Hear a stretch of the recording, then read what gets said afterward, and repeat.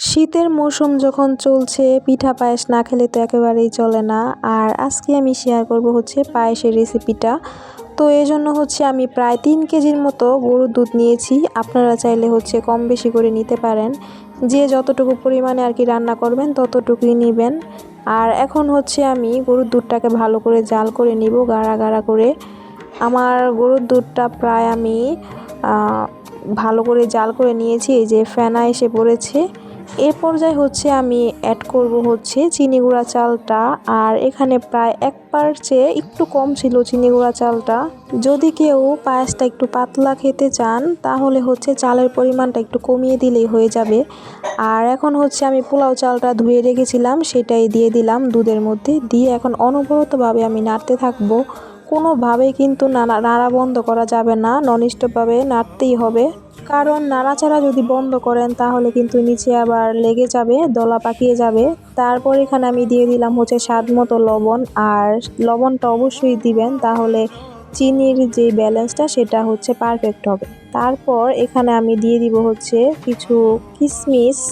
আর কিশমিশটা দেওয়ার পরও আমি হচ্ছে পায়েসটা অনবরতভাবে নাড়তেই থাকবো। আর এই সময় কিন্তু চুলার জালটা কোনোভাবেই বাড়ানো যাবে না, তাহলে আবার কিন্তু উতলে সব পড়ে যাবে। এই যে এখন আমি ভালো করে হচ্ছে চালটাকে ফুটিয়ে নিব।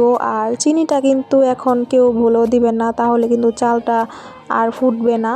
এই যে ভালো করে হচ্ছে আমি ফুটিয়ে নিব। আর এখন দিয়ে দিব হচ্ছে এলাচ আর তেজপাতা, এগুলো হচ্ছে আমি ধুয়ে রেখে, আর এলাচটা হচ্ছে একটু ফাটিয়ে দিয়ে দিলাম। এটা দিলে কিন্তু গ্রানটা খুবই ভালো আসে আর খেতেও খুবই ভালো লাগে। আর এই পর্যায়ে কিন্তু আমার চালটা পুরোপুরি ফুটে গেছে। আর এখন হচ্ছে আমি চিনিটা অ্যাড করব। আর চিনিটা হচ্ছে আমি যার যার স্বাদ অনুযায়ী দিবেন। আমি এখানে প্রায় 1 বাটির মতো চিনি দিয়েছি। আমরা সবাই যেহেতু মিষ্টি একটু বেশি পছন্দ করি, ওই হিসাবে চিনির পরিমাণটা বাড়িয়ে দিয়েছি। তারপরে এখানে আমি দিলাম গুঁড়া দুধ। গুঁড়া দুধটা দিলে কিন্তু স্বাদটা আরও বেড়ে যায়। গুঁড়া দুধটা দেওয়ার পরে একটু ফাস্টলি আপনার মিশিয়ে নিতে হবে, না হলে কিন্তু গুঁড়া দুধটা একটু ছাকড়া ছাকড়া টাইপের হয়ে যাবে, তারপর কিন্তু খেতে ভালো লাগবে না। আর এখন হচ্ছে আমি চুলার আঁচটা মিডিয়ামে রেখে ভালো করে ফুটিয়ে নিব। আবার কিছুক্ষণ হচ্ছে আমি পায়েসটাকে জাল করে নিব। এভাবেই প্রায় আমি 10 থেকে 15 মিনিটের মতো রান্না করে নিব।